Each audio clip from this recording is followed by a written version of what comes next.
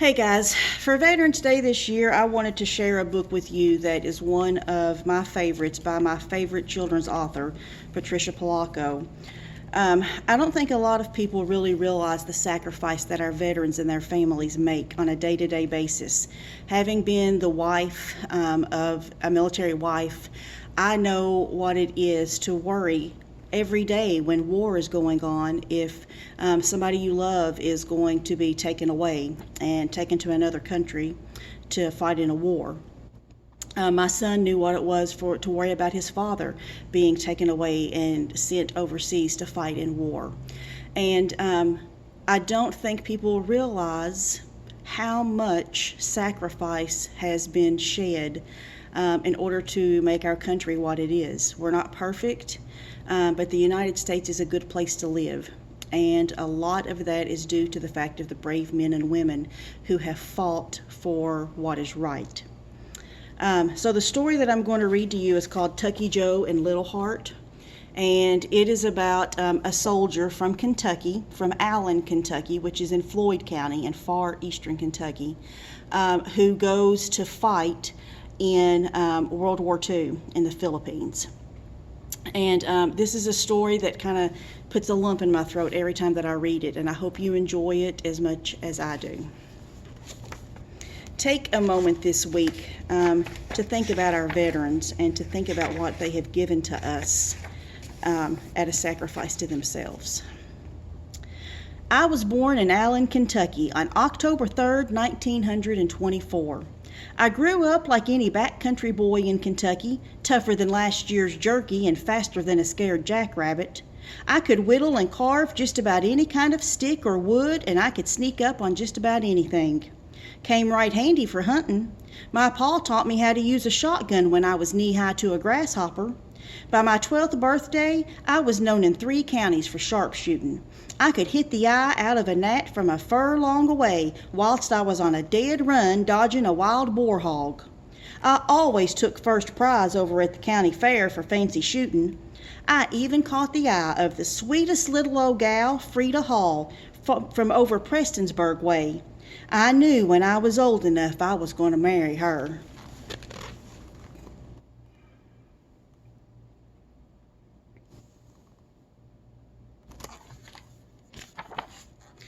When I was 10 or so, we heard all about the war that broke out in Europe and that fell Hitler. Then the papers said Pearl Harbor was bombed and we were at war with Japan in the Pacific. I told my ma that I was a-fixin' to enlist in the army and go fight for my country. The onlyest thing was, I wasn't old enough to join up. Even though I had promised my heart to Frida, I had to go. So soon enough, my folks lied me older when I went to sign up. Sure enough, the Army took me that very day. After my basic training, I was assigned to the 6th Infantry Company G, 20th Division. Then we were deployed to the Pacific Theater on the biggest ship I ever saw.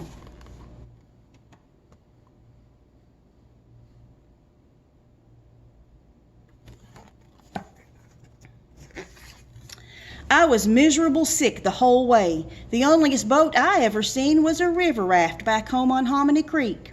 Being the youngest recruit on that there ship, almost everyone aboard was calling me that kid from Kentucky, or just the kid. At first, I didn't like them a-saying that, but after I got to show 'em how good I was with a rifle and our sergeant picked me for special training as a marksman and for heavy ordnance explosives, they all looked up to me. I later became part of a very special unit that went into the jungle to seek and destroy machine gun nests and enemy outposts. Then, that Kentucky Kid moniker became a badge of honor. I could hardly wait to land and get into the thick of the fighting.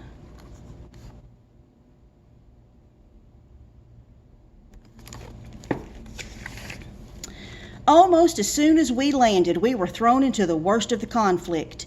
I had never seen so much killing and suffering.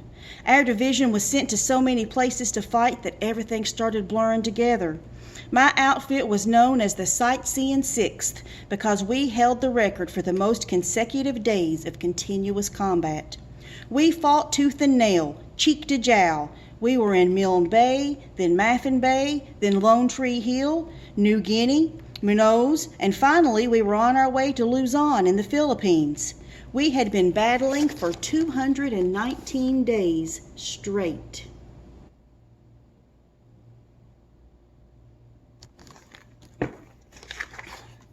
By the time we got to Luzon, I was blind tired, so tuckered I could hardly put one foot in front of the other. I was plumb weary of the jungle. It was hot, steamy, stinking, and thick. And the bugs. I'd never seen so many bugs. There was snakes, lizards, and big spiders, too. It rained every day. The ground was always damp and mushy. Our feet never got dry. To think that I wanted in all this fighting.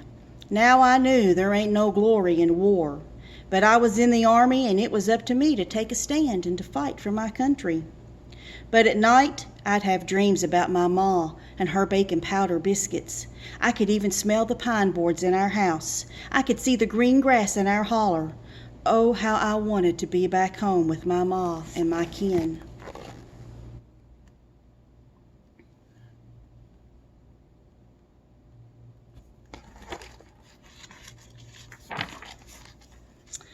My unit's mission on Luzon was to clear the jungle to build an airstrip and also to level the land to bivouac and pitch our tents for an outpost.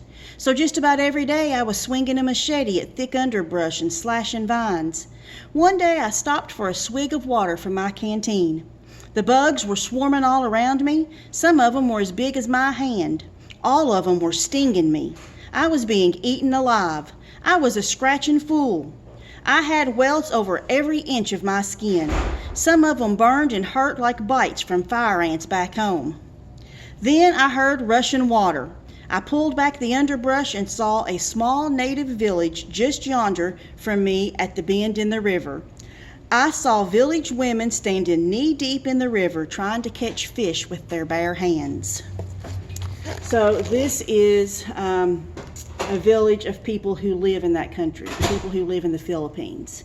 And as he's looking through the bushes, he sees them standing out there, just going about their daily lives. Then, sudden-like, I could feel someone behind me. I turned real fast and drew up my rifle. Standing there like something out of a dream was a scrawny little old girl. She wasn't any bigger than a minute and looked weak as a fawn deer. I dropped to my knees and drank her in. Somehow, looking at that innocent tiny girl gave me a peace that I hadn't felt in a long time. She reached out and touched one of the swolled bug bites on my arm. Then she bent down and plucked a plump leaf from a ground-hugging plant. She broke it in half and squeezed the goo that was oozing out of it on the bite. It was instant blessed relief. So's both of us picked them leaves and put the medicine that came from them on all of my bites.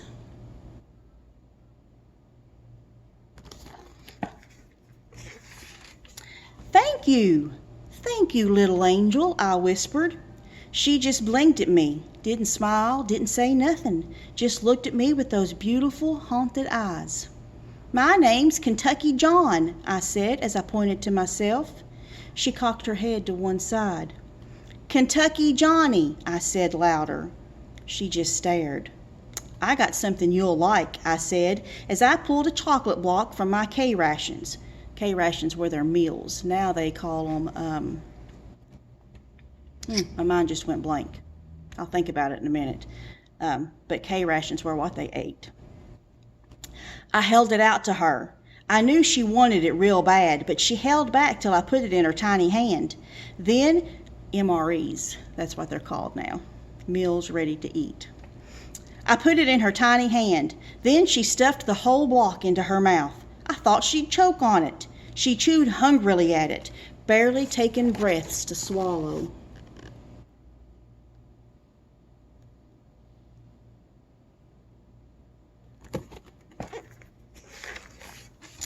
Then both of us just sat there for the longest time. It made me feel calm and less homesick to be there with her. Wonder what your name is, I muttered. Then I noticed a small birthmark on her arm. It was shaped just like a perfect small heart. Little Heart, I sang out. That's what I'm a-calling you, I whispered to her. Tucky Joe, she suddenly blurted out as she pointed at me. Tucky Joe, Tucky Joe, Tucky Joe, she sang as she turned and ran back into the jungle. I gathered up as many of them leaves as I could to take back to camp with me. There you can see her birthmark.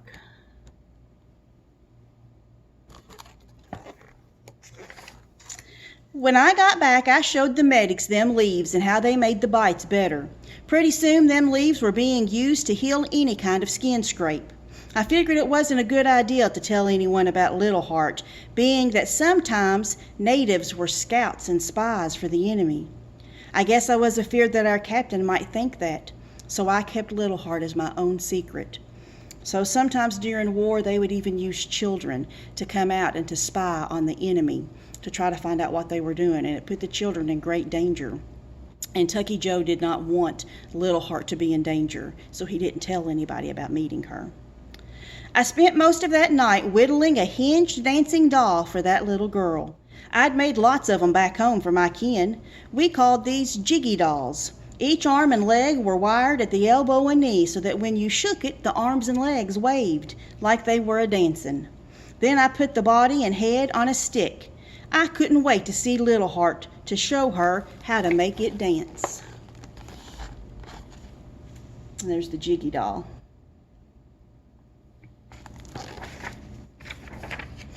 The next day, I made it my business to be in that same place where I first saw her. I waited and waved, and sure enough, she finally came.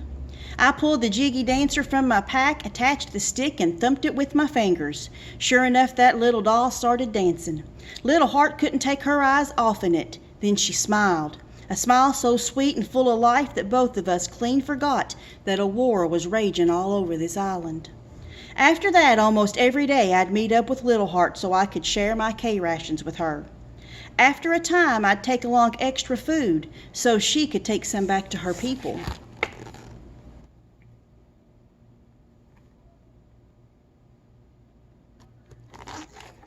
And a lot of you kids who have been here when Miss Goodrich does colonial times, you know those jiggy dolls. Lots of Appalachian families made them.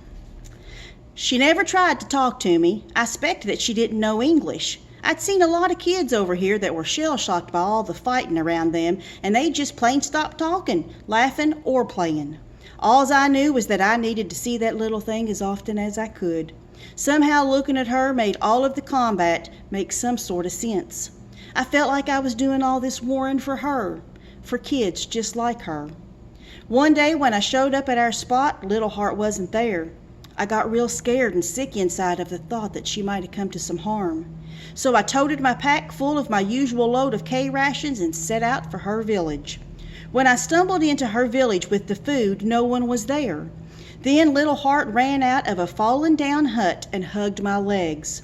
Next, women, old men, and children poured out of their huts. Little Heart pulled me into hers.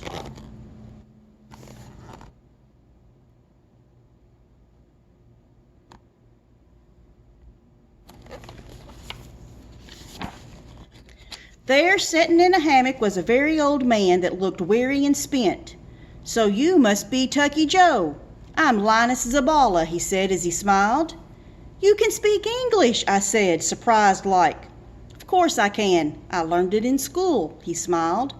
Turns out he was the onlyest one that could. "You have been very kind to my granddaughter," he added as he motioned to Little Heart. I smiled at her. "She's an angel, all right. Doesn't say much, though," I said. "She hasn't spoken since she saw her mother killed by soldiers. Her father and brother were taken." His voice trailed off. "Your name is the only thing she says." Do you folks see a lot of soldiers around here?" I asked, trying to gauge where the enemy troops might be. "No," he answered. "We were grateful to see them leave. We don't know where they are. They took all of our young men and food. And now we are starving," the old man said as he cried. "But you got a river right here. There must be a lot of fish in it," I said. "They took all of our nets and fishing baskets. We have no way of getting the fish out of the river," he answered. I thought for a moment. "Have your women folk line the shore tonight, right at dusk. I promise you there will be fish.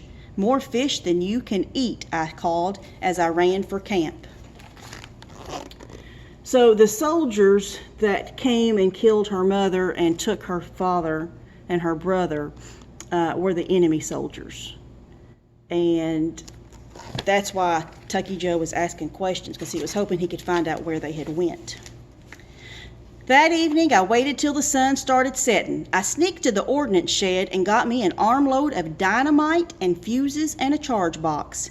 I made my way to the river's edge just north of the village. I assembled a bundle of dynamite and set a long line of fuse and swam it out to a group of rocks in the center of the river. Swam back to the shore and connected the fuse lines to the charger. I waited till I could see the women folk line the shore. I set the magneto and pushed the plunger down. Boom! Boom-a-boom! The water commenced to boil, then shot straight up into the air. And so did all the fish in the river. So he set the dynamite off in there, and all the fish blew up out of the river. Fish started falling out of the sky. They landed all over the bank. Women and children were running back and forth, gathering them up and putting them into their baskets. They were laughing and singing as they did it. From that day on, they all called me that boy who made it rain fish. They feasted on them fish for days. What they couldn't eat right away, they dried and preserved. I even shot a water buffalo and butchered it for them so's they'd had fresh meat. The whole focus of my life came to be providing for them people. That is, when I wasn't out on recons and fighting the war.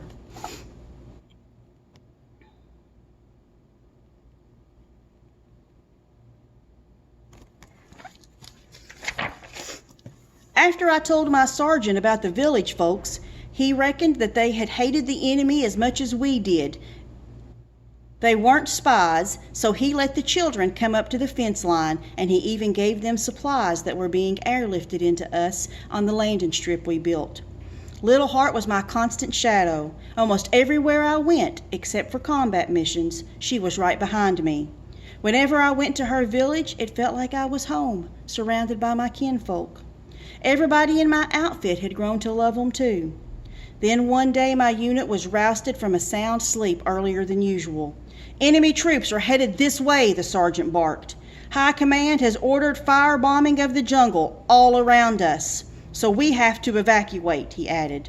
Get up, we're bombing the jungle, he barked as he ran from tent to tent. Sarge, what about Little Heart? The villagers, I called out in pure panic. Ain't got time, kid. Ain't got time to save 'em, the Sarge whispered. Sarge, if I run as fast as I can and gather 'em up and bring 'em here, can we evacuate them with our troops? I begged him. The Sarge nodded his permission, and I took off running. I ran so hard and fast that I could taste blood in the back of my throat. I arrived just in time, and they all followed me back to the base. Some of the boys in my outfit picked them up and threw them into the back of transport trucks. Little Heart was in my arms and hugging me as hard as she could.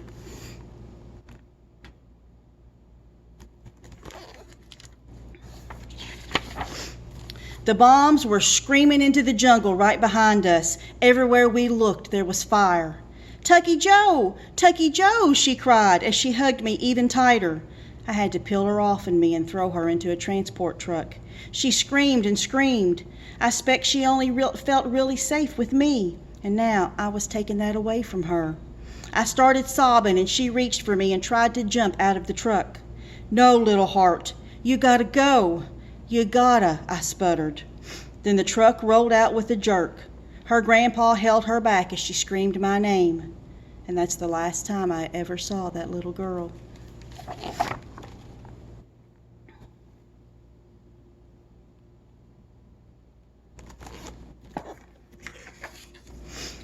Finally, the war ended and I went home to Kentucky. I had been wounded several times but came home in one piece. I ended up marrying my darling Frida. We moved to Marshall, Michigan, bought a farm, and raised a family together. She gave me 8 beautiful children. We've been married for nigh on to 65 years now. I have 24 grandchildren, 28 great-grandchildren, and even one great-great-grandchild. But in all those years, I don't think a day has passed that my mind didn't fall on thoughts of Little Heart and set to wondering about her.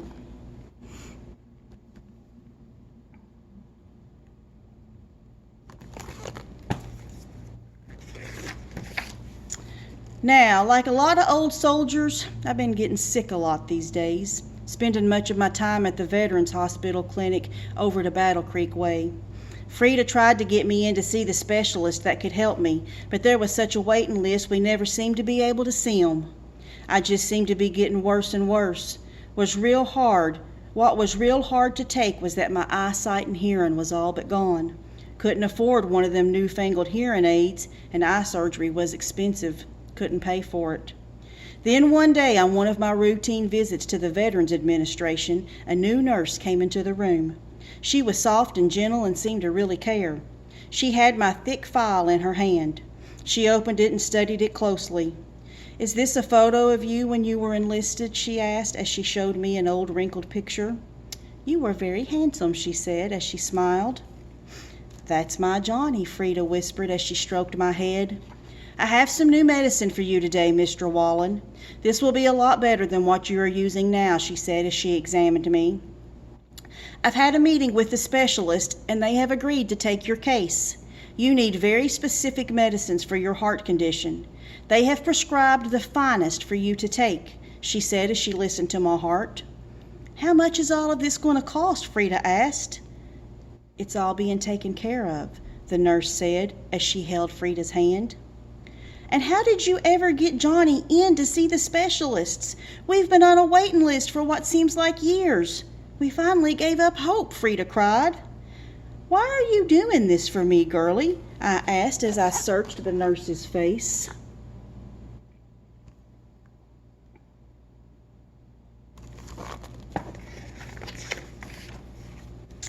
"Because I'm taking care of you now, just like you did so many years ago for me." Then she leaned into my face. "Tucky Joe will only have the very best.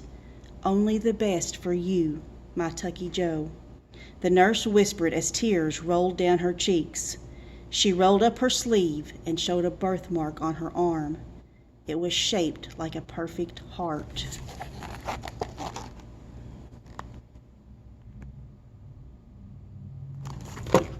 So Little Heart came to the United States and became a nurse. All because of the kindness that Tucky Joe showed her and the fact that he saved her from the bombs coming into the jungle. And now she has a chance to save him. So, I hope you enjoyed this book as much as I do. It is my favorite.